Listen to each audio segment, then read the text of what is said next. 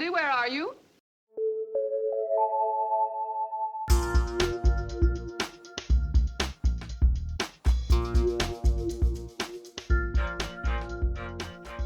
Hi, this is Andy Moore, and welcome back to Andy's Treasure Trove, the podcast in which I share some of the fascinating conversations I've had with talented and engaging people whom I've either known, admired, or in many cases, both.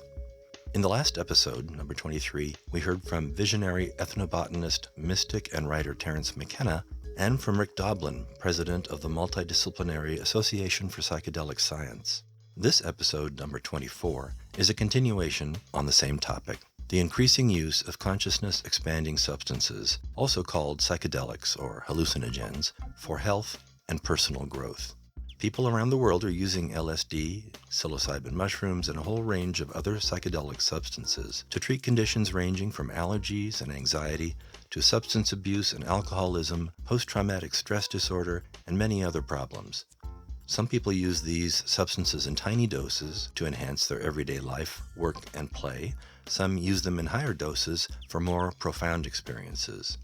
This topic has been getting more attention these days due in part to Michael Pollan's recent book entitled How to Change Your Mind: What the New Science of Psychedelics Teaches Us About Consciousness, Dying, Addiction, Depression, and Transcendence. In episode 24, we'll continue this psychedelic journey, and you'll hear my brief chat with psychologist Ralph Metzner, one of the early LSD research pioneers at Harvard University, along with Timothy Leary, Richard Alpert, also known as Ram Dass, Houston Smith, and Andrew Weil.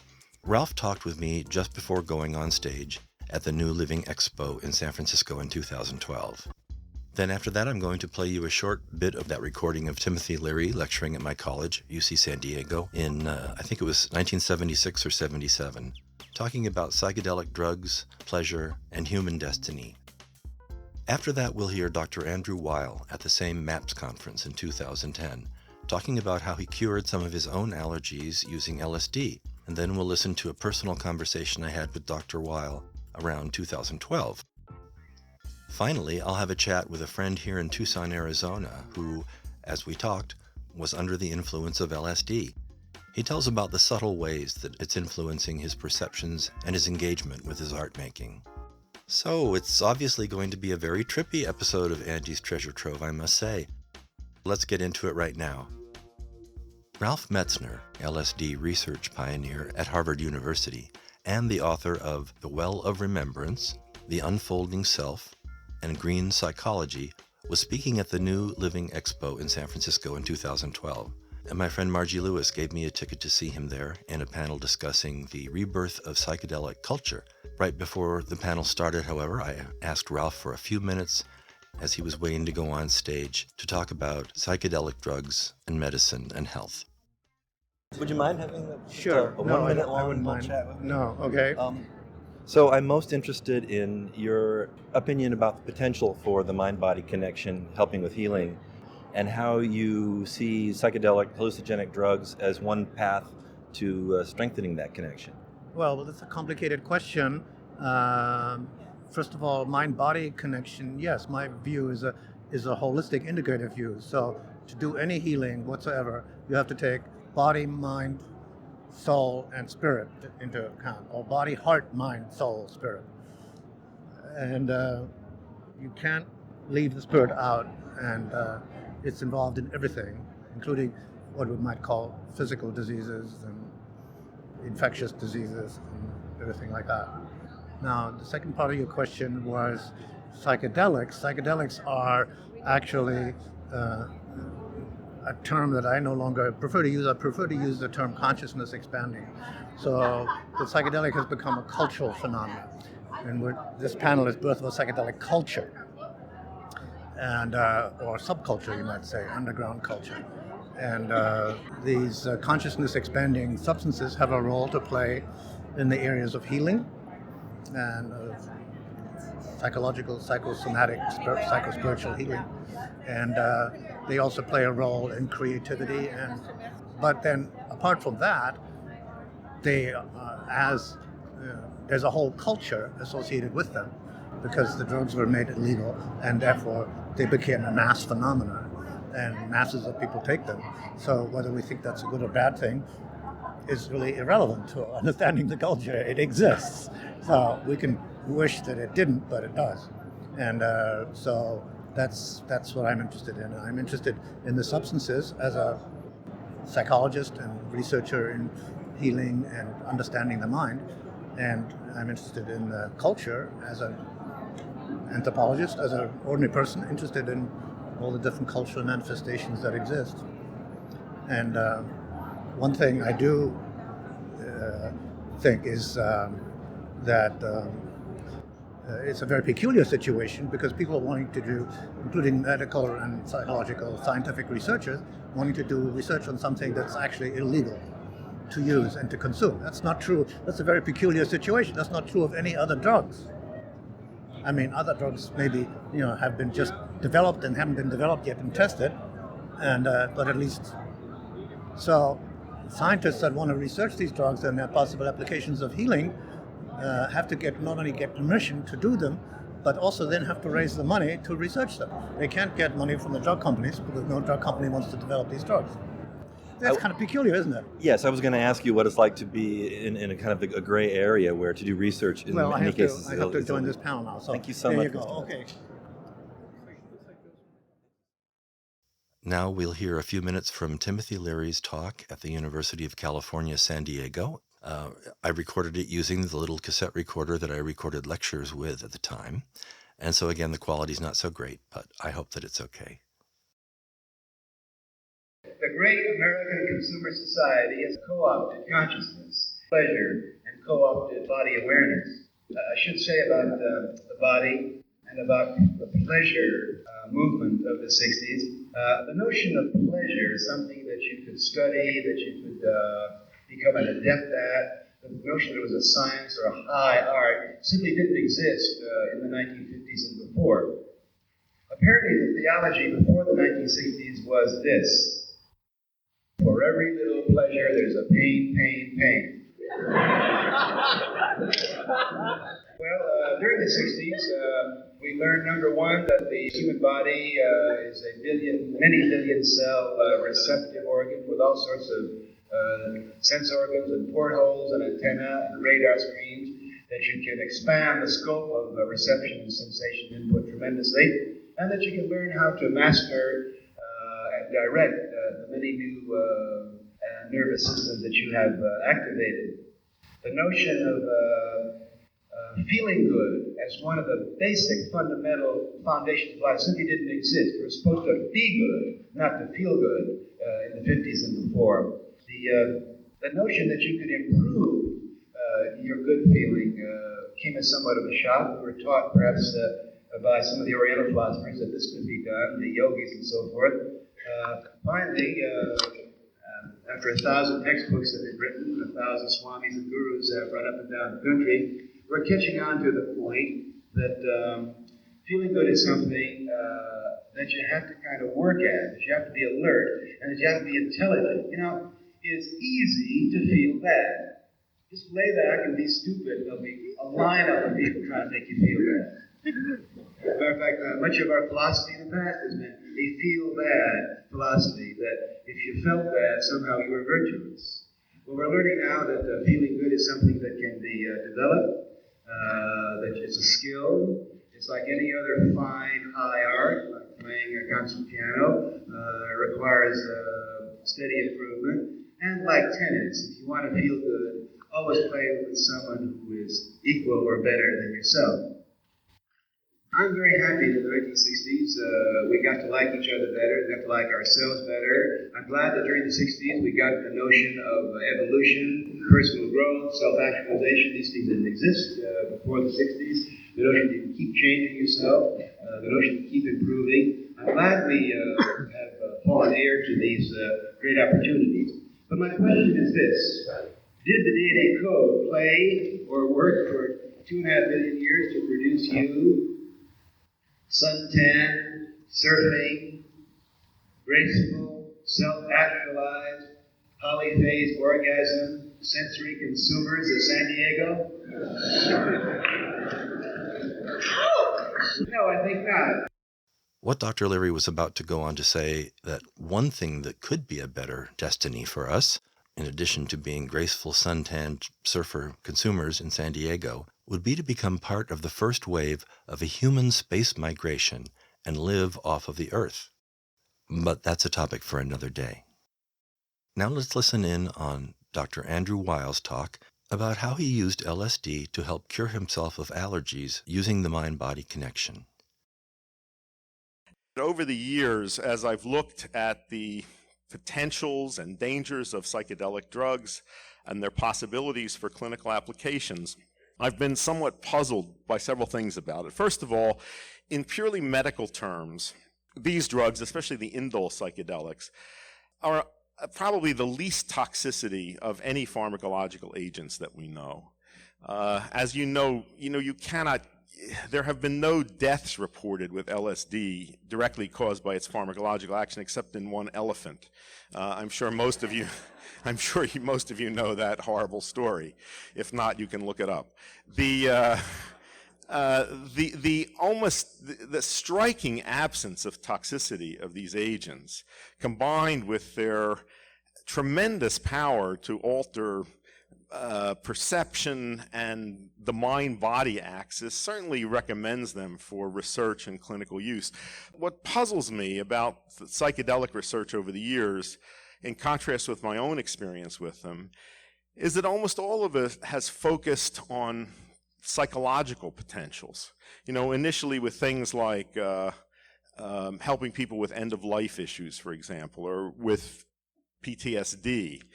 My interest has always been in what I would call the psychosomatic potential of these drugs. That is, their potential to change bodily processes and physical disease, taking advantage of that mind-body connection. And to me, that's the most wonderful feature of human biology, that our bodies have the ability to know when they have suffered injury or damage, to repair themselves. And this is not mystical, this is biology, and it's something you can observe at any level of biological organization from DNA on up. The DNA molecule, a huge macromolecule that's on the border between life and non-life, has the potential within it to know that when it has been injured by an ultraviolet ray, for example, and immediately to begin elaborating specific repair enzymes to repair the damage. Now, what has puzzled me in looking at this focus of psychedelic research on the psychologial and the omission of the physical is that in my own experience, both in my personal life and in working with patients and in discussing this with a great many users of psychedelics, I have observed, seen, experienced, collected many individual case reports of quite spectacular healing reactions of serious diseases. And these healing reactions were catalyzed by a change in perception that was triggered by a psychedelic experience, sometimes deliberately by a therapist who guided the session in a certain direction, sometimes quite gratuitously. And I'll just give you a couple examples of what I mean. The first one that I'll give you is something that I have published. Some years ago, 60 Minutes did an in-depth piece on me, which was supposed to be friendly and wasn't. And I told the interviewer this story, which was incidental in 3 days of interviewing about integrative medicine.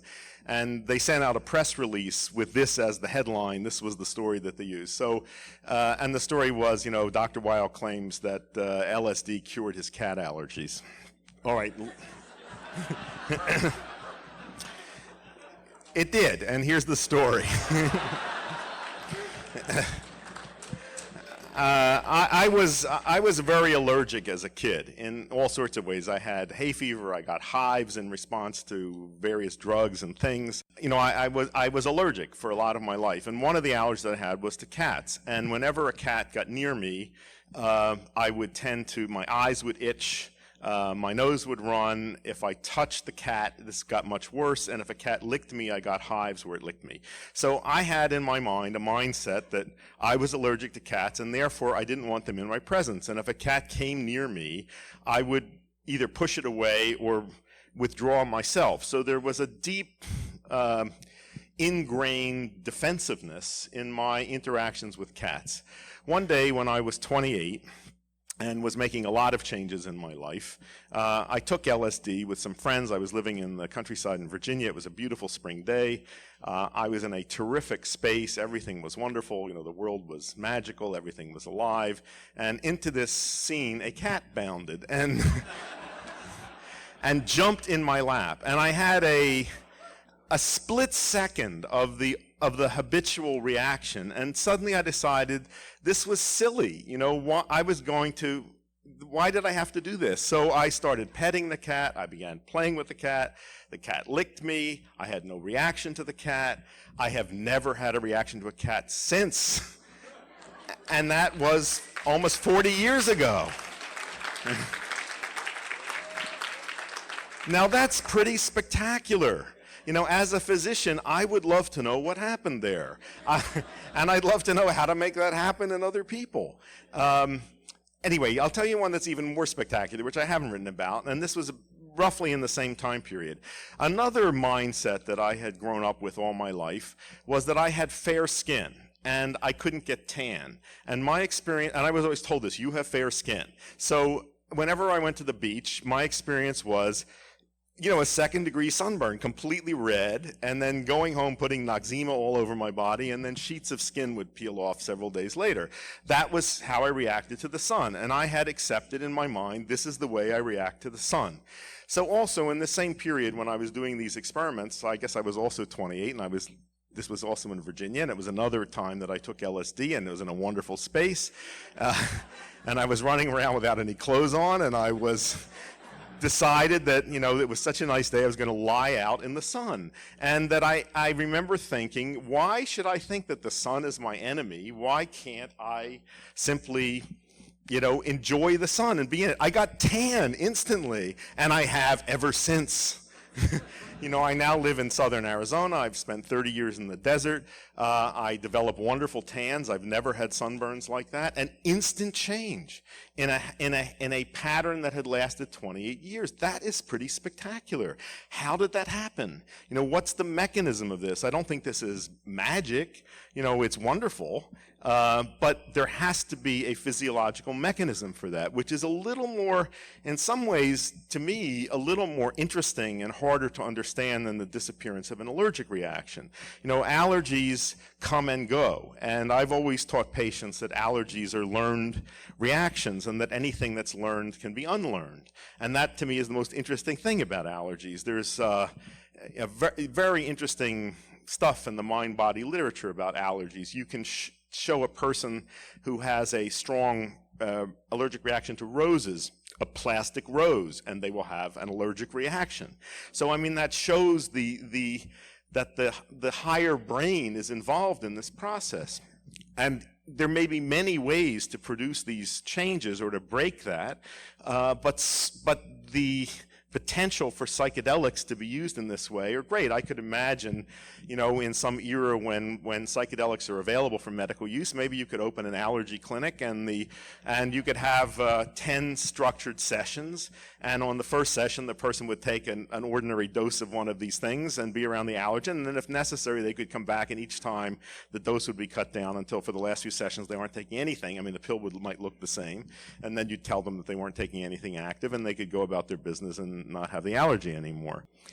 Now, even extending this further, I have also collected over the years some very dramatic cases, and some that I have been personally involved with, of people with chronic autoimmune disorders, including especially rheumatoid arthritis, also lupus, also multiple sclerosis, in which the same kinds of things have happened, where there was a dramatic shift related to psychedelic experience, sometimes a single use, sometimes multiple use, in which the condition disappeared. It seems to me, I just can't imagine anything of greater interest, and it puzzles me that researchers have not looked at this aspect of psychedelics. I see this as a great horizon and frontier of medical research. I've always taught that all disease is psychosomatic, but the problem is that word is so loaded. that when we talk about psychosomatic conditions, most people, especially patients, think that you're telling them that their diseases are unreal. And that's not what psychosomatic means. The word just means mind-body. I've suggested maybe we should use the word somatopsychic, which doesn't have the same connotation. But the fact is that's how it is, and that with many conditions, we totally neglect the possibility of trying to change things by manipulating the psychic compartment. The psychedelic drugs especially are incredible tools for doing so. Now, I think one of the great obstacles to psychedelic research in the past that complicated things is that, and as I'm sure all of you know, the experiences that people have with psychedelics are exquisitely dependent on non-pharmacological factors.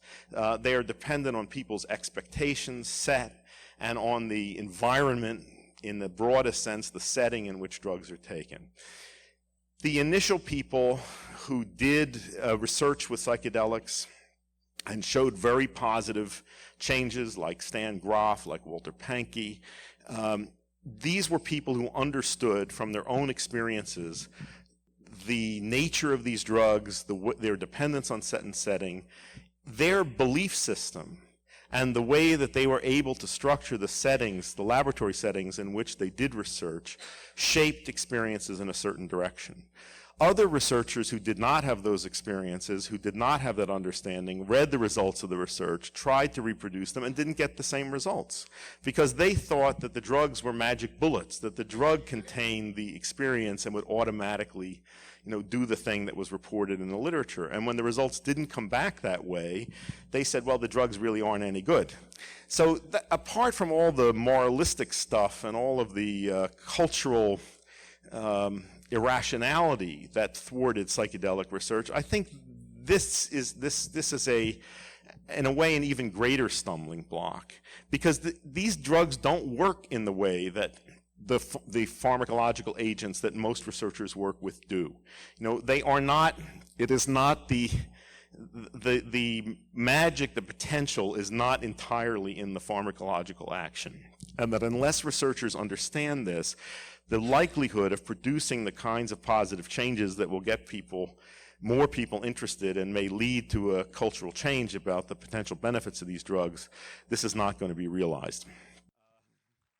I guess in summing up and looking back on all this, although I have not been actively involved in either psychedelic research or marijuana research for many years, I continue to be struck by the incredible positive potential of these agents, not just for manipulation of moods and emotional states, but for dealing with and changing very real, very severe chronic medical illness through changing the way that people interpret or perceive the symptoms of illness that they experience, and that by doing so free up or unlock or unblock the body's healing potential. I think the fact that we've got this opening at the moment is terrific. I think we should be careful in the way that we design experiments and the way that these experiments are publicized. But I think that looking at, when you're looking at conditions which are not responsive to other methods, which involve lots of people, which are very costly, which are causative of human suffering, that there is a great possibility now for getting support for doing this and to begin to change this very, very outdated and unhelpful cultural perception that we've lived with for far too long. So thank you. I'm going to stop there, and I want to continue by letting you ask me some questions.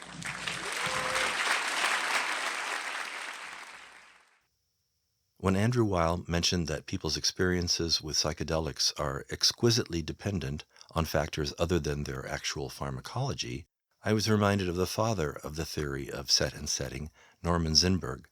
Zinberg's book, Drug, Set, and Setting, The Basis for Controlled Intoxicant Use, explains with data and case histories why people's relation to drug use changes according to the type of drug it is, and their existing mindset, and their physical and social setting at the time. I knew Norman Zimberg a little bit back in the 70s and early 80s, and I'd like to dedicate this episode to he and his wife, Dorothy. I met Andy Weil a little bit later in the 1980s, and there's a picture on the webpage for this episode of he and I in San Francisco the evening we met. I respect very much his efforts to integrate modern Western medicine with alternative and sometimes ancient modalities and wisdom. When I conducted the following interview with Andy via telephone around 2012, I was still living in San Francisco, but thinking about moving to Tucson, Arizona, where Andy lives most of the year. So you'll hear me ask him about Tucson, which eventually became my home a few years later. Dr. Andrew Weil, thanks so much for visiting Andy's Treasure Trove. Good to talk to you. A lot of my work has been focused on taking advantage of the mind-body connection in medicine in general to promote health and deal with common conditions of illness. We commonly treat allergies in clinical medicine by giving drugs that suppress it and don't really cure the problem, don't change it. And the mind-body interventions often work very precisely and change it at its root. So I think the point is allergies can come and go. You can lose them. The mind plays a great role in that. And I can't always tell an individual patient how to do it, but just knowing that that's possible, I think, is what you need to know. I lost lifelong hay fever by making changes in my lifestyle, by changing my diet, my activity, and the years when I relied on allergy shots or antihistamines, the allergies kept getting worse. But when I made these lifestyle changes and they disappeared for good. Well, that part disappeared for good was what I was latching on to. Yeah. It is worth knowing that allergies can disappear, and that the switch for making that happen may be located in the mind. Mm-hmm. So what would be the top suggestion you would have? I know that you've mentioned hypnosis as a treatment for allergies. That would certainly be one. Another would be to spend time in the company of people who've lost allergies. Really? And can convince you of the reality of that possibility. Uh-huh. But knowing consciously that this mechanism is at work, can we kind of talk ourselves out of it or think ourselves out of it? I don't think we can think ourselves out of it. That's the problem with all of this, is that the part of the mind that we think with, doesn't connect directly to the controls of the body. Mm-hmm. And you have to find some way around that. Hypnosis is a way around it. Psychedelic drugs may be a way around it. Seeing a shaman might be a way around it, but you can't just will yourself or think yourself out of it. Mm-hmm. Well, do you think we ever will be able to? Are we evolving in that direction? We might be evolving in the direction of being able to disengage enough from our thinking minds that we can do all this stuff. Uh-huh. But I think that's a skill that has to be learned. Are the pharmaceutical companies on red alert because you're teaching people to use themselves to heal? I doubt that they've paid very much attention to what I do. They're making plenty of money. I think they will move in the direction of embracing natural drugs and supplements as the markets for those continue to grow. But I hope that my efforts are having some effect on prescribing practices of physicians, and are also making patients more aware of the dangers of common pharmaceutical drugs and alternatives to them. Well, that reminds me of the debacle we're in with our national healthcare system. Mm-hmm. And I know you would probably overhaul the whole thing, but that seems like a Herculean task, given the polarization. Well, I'm working on it, though, and that's exactly what I do at the Arizona Center for Integrative Medicine. We're training a new generation of health professionals to think differently and work from a whole different operating model. So I think the goal is to change it all. Otherwise, it's collapse. I think the politics of this are just very discouraging. It's unconscionable that the richest nation on earth can't guarantee basic health care to all of its citizens. Mm-hmm. But we can't deliver the present kind of health care to everyone because it's too expensive. So unless there's a fundamental change in the nature of medicine and health care, I don't see any way out of this mess. So, I think as the crisis in healthcare deepens, the wisdom of integrative medicine will become more and more apparent, and the people who pay for healthcare will be willing to pay for these kinds of interventions and services. So in a way, it might almost be, it's always darkest before the dawn. Absolutely. I just wanted to ask you quickly, I know you live most of the year in Tucson, Arizona. It's a city that I have a lot of interest in. I visited there a few weeks ago and tried to kind of figure and feel the heat of summer and think if it was really realistic for me to go on thinking about living there sometime. And you know what? I really felt wilted. I really felt it's too damn hot. Now, I know you spend the summers in Canada. Yeah, I paid my dues in Tucson, and when I was first there, the first few years, I thought the heat was amazing and consciousness-altering and interesting, and the thunderstorms in July and August can be just spectacular, the most fabulous lightning I've ever seen. Mm-hmm. But I found that with each year, my tolerance for the heat got less and less, and I'm very happy now to be migratory. It just feels very sensible to be up north. During those very hot months. I'll be coming back this year right near the fall equinox, and then fall and winter and spring in Tucson are just wonderful. So do you follow the geese as they make their migration? Yes, I do. Well, I want to thank you so much for giving us the gift of your time. It's one of the biggest gifts one can give. So thanks very much for talking to me and my audience. I enjoyed it. Bye-bye. Bye. Now, to close out this episode, let's hear my interview with a friend who asked to remain anonymous when discussing taking LSD to enhance his life and work. An hour or so before this interview occurred, he had taken what is called a microdose of LSD. We began our chat talking about the Michael Pollan book, How to Change Your Mind. Well, it was funny to me. I hadn't done any regular doses of LSD or any other hallucinogen for years. And yet, reading his book and his description of the experience, it just sort of came back. It was a sense of, oh, I remember those feelings. I remember that sensation. Don't they call those flashbacks? Yeah, exactly. But it wasn't a physical recreation of the sensation. It was really more just, I remember what that was like. Mm-hmm. Then I asked him what it was like to be tripping on LSD while being interviewed, and he gently corrected me.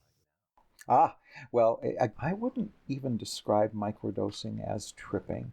A friend of mine helped me get just a couple pieces of LSD on blotter paper, and it's probably only about 1/4 of an inch square, and each one of those 1/4 inch squares is a full dose. Mm-hmm. And what I've read about microdosing is that typically 1/10 of a dose is what's recommended. Well, I'm not capable of cutting something into even tenths, so I figured I would either cut it like brownies and go for ninths, or what I ended up doing was cutting it into 12ths. And that was easy. So I just had these little teeny specks. And it is so mild that it's barely there, but it is there. It's just kind of like something that is present for a few hours, maybe 6 hours, and then it goes away. I only do it at most every 4 days. Mm-hmm. You just get used to it, and it doesn't have as strong an effect. People who do take hallucinogens every day, after a while, it doesn't have as much of an effect. Uh-huh. Well, what were your expectations, and what did you hope to get out of this process, and what's it actually like? Well, it's interesting that what I hope to get out of it turns out to be what I have gotten out of it. And it reminds me of what Michael Pollan talks about in his book, where people who expect some kind of profound religious experience or epiphany, or expect to be in touch with some, greater, power of the universe or something, that is sort of how it plays out for them. I think one thing with LSD is you often get what you expect. The nice thing about the microdose is it's so minimal. When I'm focusing on something like going for a walk or talking with a friend or making lunch. It's just a normal, everyday experience.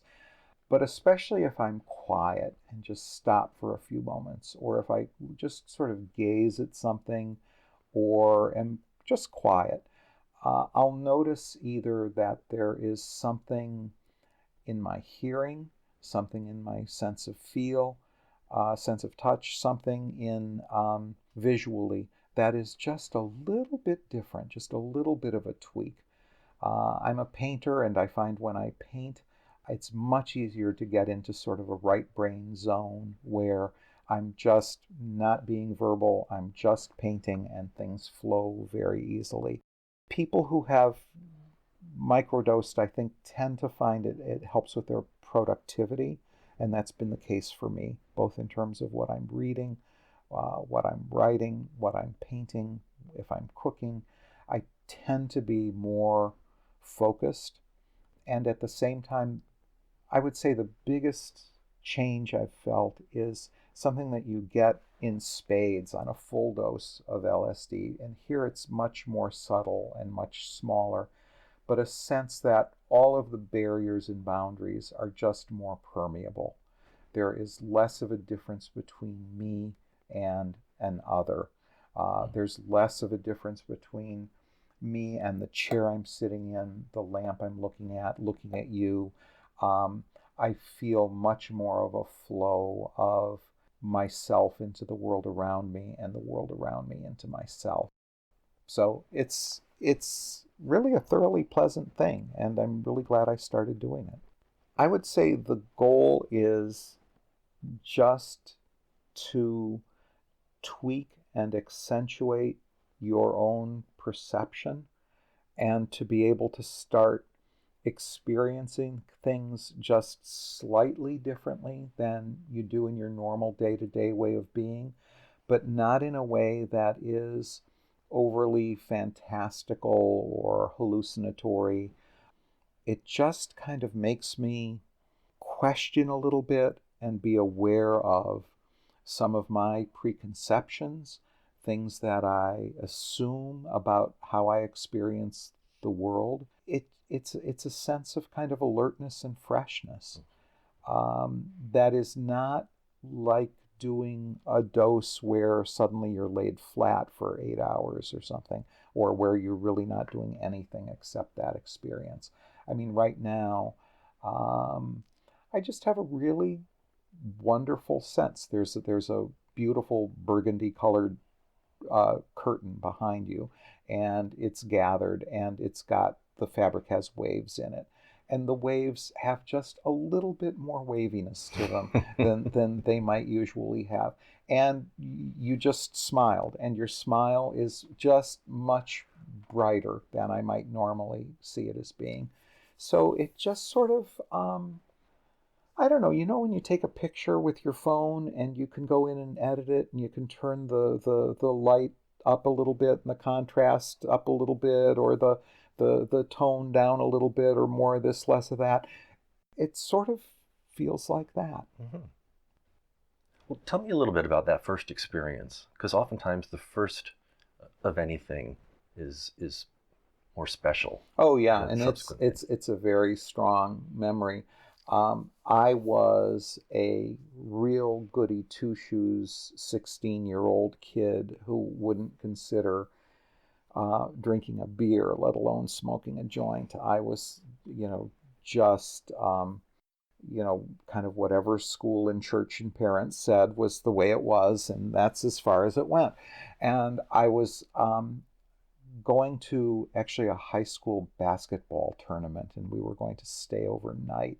And I was driving with a friend and 2 friends of his, and they said, well, we're not really going to the game. We're going to drop acid. And I knew they were faking it. I just knew this was BS. We're in the Midwest, for God's sake. People in the 1960s, early mid-60s didn't do things like that in the Midwest. So, and they pulled out these little purple microdot pills.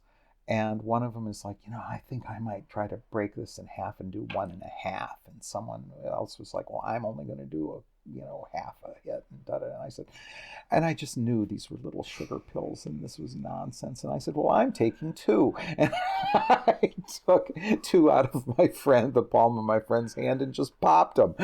And then realized about 45 minutes to an hour later that this was real. So it all kind of comes back to the old, the best advice about taking hallucinogens is from, the Beatles. It's just relax and float downstream. The only way to really deal with it is to just relax and go with it and let it happen.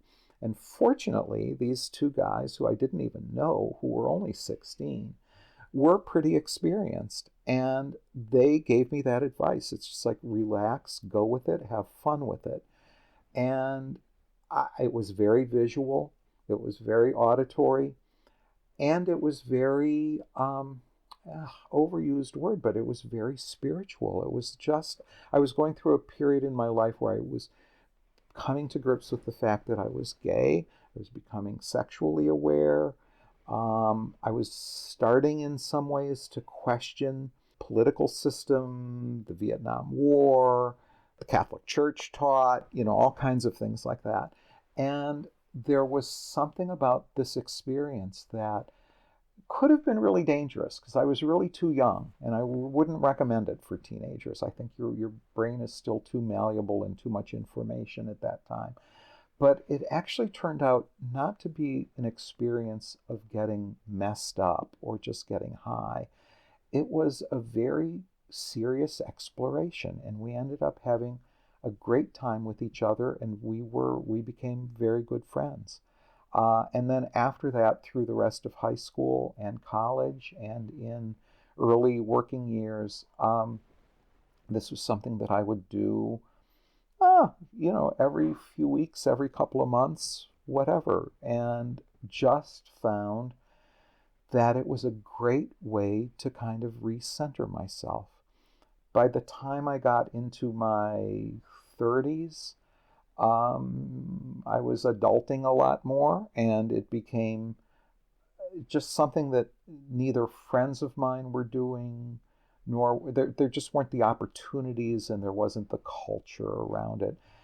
I kind of stopped when people started talking about or started doing drugs like cocaine and uppers and downers, and that whole scene really left me cold because there's nothing exploratory about that. There's nothing anybody learned about themselves that was significant, I think, from taking a lot of the party drugs that became available. So the fact that I think it started, this whole business of microdosing sort of took off in Silicon Valley, and the idea that people are doing this as part of their work lives, their social lives. They continue to function normally, function well, but with a little bit of a twist, that every few days you just kind of flick a switch and the world seems just a little bit different. Mm-hmm. And so that's really pleasant. And do you imagine continuing this on and on and on, or is it a finite? No, absolutely. I'm in my late 60s now, and it's very enjoyable. Do you notice that your paintings are at all different? I don't think they're different. I think they're more decisive. Mm-hmm.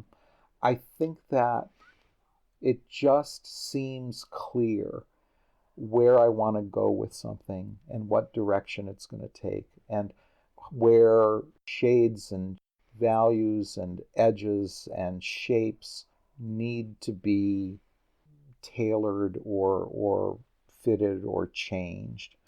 And when I'm at my best painting, it's almost as if the canvas makes those suggestions, that it's not me exerting my will, it's just the painting is revealing itself. And so there's more of a sense of that right now.